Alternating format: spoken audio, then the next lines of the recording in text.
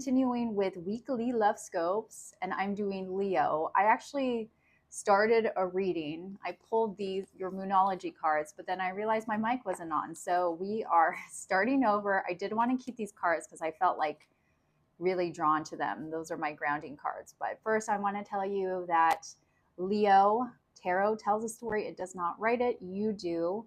I'm here to help you tell it. So know that I pull for all Leos of the world. So not everything will resonate. Take what does, leave the rest. And if you would like a personal reading that resonates a little bit more, then you can contact me via my website, which is linked in the profile or my bio. Okay, so the cards to ground, the Moonology cards to ground this reading is what do you need to release? Waning moon. And the end of a tough cycle approaches full moon in Capricorn. So I thought those were beautiful cards to ground this reading. Let's get started. I'm just going to do one shuffle and then pull who I'm reading for, channeling your headspace. 3, 4, 5. Okay, so your headspace is 10 of Pentacles. It's like, where is my wish fulfillment, my happy ending with your family, just having it all? Their headspace is, this could be Gemini energy. Wow. Both of you love each other very much in very different ways. It's like they're low-key obsessed. And I want a happy ending with you. Sure, there's love here, but can we make this happen?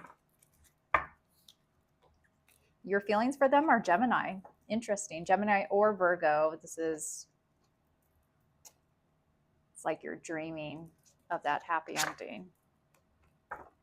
The Star. Powerful cards. Powerful cards of like hope and star-crossed lovers, no pun intended. But something is divinely, there's some sort of, I got this with Aries too, like these divine connections that are happening during Cancer season. Your intentions, it's the 8 of Pentacles. You definitely want to make something happen. Their intentions is they're worried. And this is where we throw a wrench in things, is when we start worrying about things. But that's just coming from me as a water sign. Of course, I'm a dreamer. And so when I see the Lovers and the Star, it's like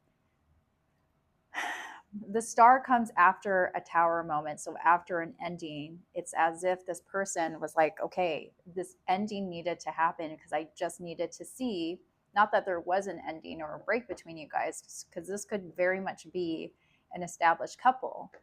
So this could be a couple's reading, but the energy that I'm getting from your person is that an ending needed to happen, at least their stage in where you are at, so that they could see how much they really love you. It's like they needed to lose you to learn how much they love you. Your mutual energies together. It's the Tower. I just got shivers. Because I was just talking about the Tower coming out. So yeah, there was an ending between you two, despite this connection between you two. This love in your connection is just, why would you split up? So we're going to get into that, and we're going to clarify why the Tower. I'm going to clarify the Tower first, your mutual energies, because I'm just nosy, Leo. We have the Temperance, the Hermit, like it had to happen, and the 6 of Cups. So something was unbalanced here. Either one person was giving to the situation. We have an Aquarius, Sagittarius, Virgo.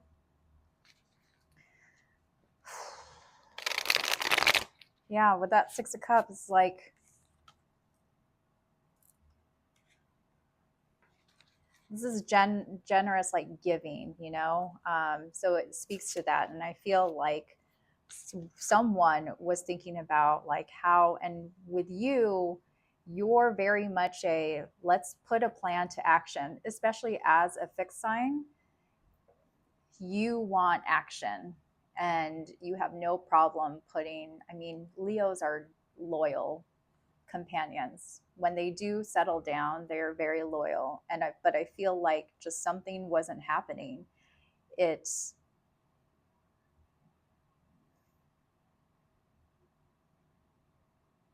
it was like figuring out whether or not this would lead somewhere. Why the temperance? Why the temperance? It almost feels like philosophical. We have the Queen of Swords. Yeah. Just someone needs to be honest. Queen of Swords can speak to X energy too, but I feel like that with the temperance spirit, it was just like you two needed to have an honest conversation, needed to take a break and come back and have an honest conversation of who, if both of you are going to give into this relationship. Why the lovers? Why the lovers for their energy, their headspace? Two of Cups. Aries got the same cards. Why the Two of Cups?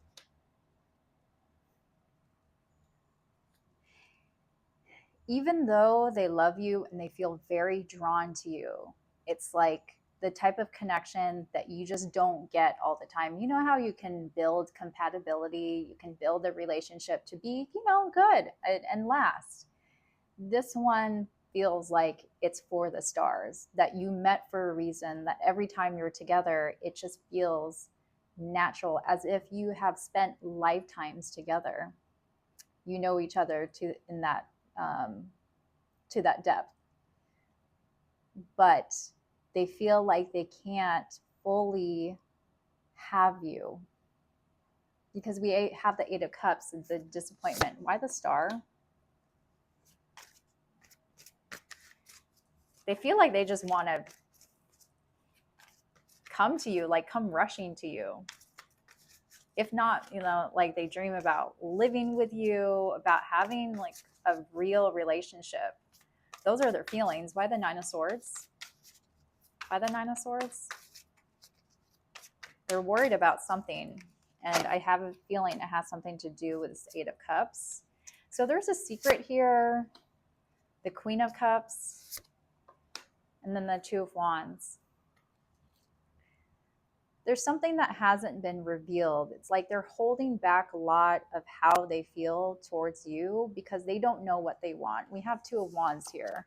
And this is someone that is just like, it feels very much like Hanged Man with the combination of cards of someone who just like needs to take time, and all of it came rushing in. All of their feelings are very charged, but they still hesitate when it comes to putting down action because there's not a lot of knights or major arcanas. There's two major arcanas, but those are in their feelings, not in their intentions. So I think very much their intentions right now is just to like, I need time to think about what I want, even though I'm hiding the fact that I am madly, deeply in love with you.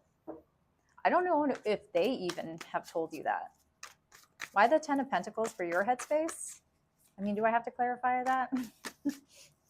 Why the Magician? We have the Page of Cups. Why the Page of Cups? Strength, that's you.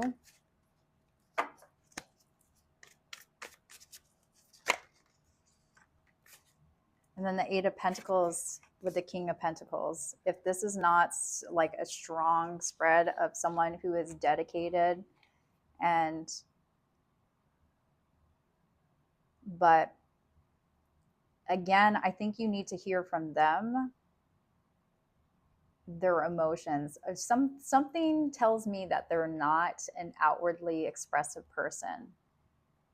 And you, as a Leo, you very much like that. You like feeling like someone likes you, or like just puts you on a pedestal. You like that attention as a lion. That makes you feel good. Like stroke the ego, please. Look at this person, the Strength card. Yes, stroke my nose. Because you have the Page of Cups. So you want this person to flirt with you. You want them to tell you like all the good things, like woo you, like really woo you. And they're not doing that. You still want to come in and you want to build a commitment with them. You want to build a commitment with them because King of Pentacles is someone that is just very serious about having a long-term commitment, being a spouse. So let's get the obstacles, even though I have an idea of what those obstacles are, but we're just going to dive deep a little bit. What's the obstacle for Leo and their person? What's the obstacle? We have the Devil, the Four of Wands, the Queen of Pentacles in reverse. Remember that King of Pentacles came in for you. So this is like the divine counterpart, but this is someone who's like just shady, shisty, is not going to be generous. Four of Wands, block, stability.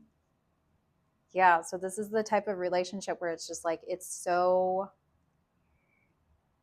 unstable. And